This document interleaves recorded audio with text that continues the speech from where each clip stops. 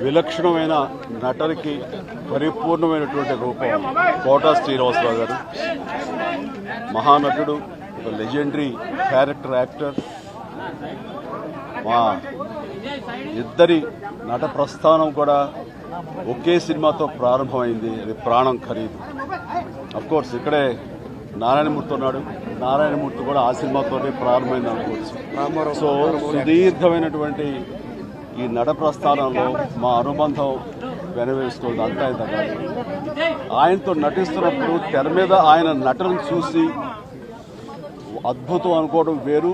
వ్యక్తిగతంగా one to one కూర్చున్నప్పుడు ఆయన చేసే చమత్కారాలు కానీ, చెప్పే జోకులు కానీ అవి ఆద్యంతం చాలా ఉత్సాహపరుస్తుంది. ఆయనతో షూటింగ్ ఉందంటే కనుక ఇలా కోట శ్రీనివాసరావు గారు ఉన్నారు, ఇవాళ చాలా హుషారుగా బాగుంటుందని ఉత్సాహంతో వెళ్ళేవాళ్ళం.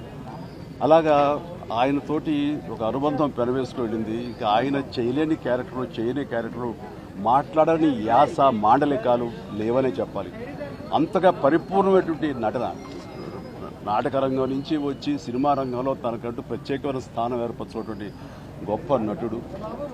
ఆయనతోటి నాకు ఎన్నో సినిమాల అనుబంధం ఉంది. ప్రతి సినిమా ఒక్కొక్క అద్భుతమైనటువంటి నాకు ప్రత్యేకం. అండ్ అలాంటి మా కోట శ్రీనివాసరావు గారు ఈ రోజున లేరు అనుకోవటం అనేది నిజంగా చాలా తీరని లోటు. అండ్ ఇది వాళ్ళ కుటుంబానికి, పరిశ్రమకి తీరని లోటు. అలాంటి మహానటుడు, అలాంటి వైవిధ్య పాత్రలు పోషించేటటువంటి విలక్షణమైన నటుడు మళ్ళీ వస్తారని అనుకోవడం లేదు. అలాంటి నటుడు మనకు దొరకరేమో కూడా, ఉండరేమో కూడా. అది ఎవరు పూర్తి చేయటువంటి చాలా భారీ నష్టం ఈ పరిశ్రమకి. వారి ఆత్మనికి శాంతి చేకూరాలని ఆ భగవంతుని ప్రార్థిస్తూ, వారి కుటుంబ సభ్యులకి ప్రతి ఒక్కరికి నా ప్రగాఢ సానుభూతిని తెలియజేస్తున్నాను.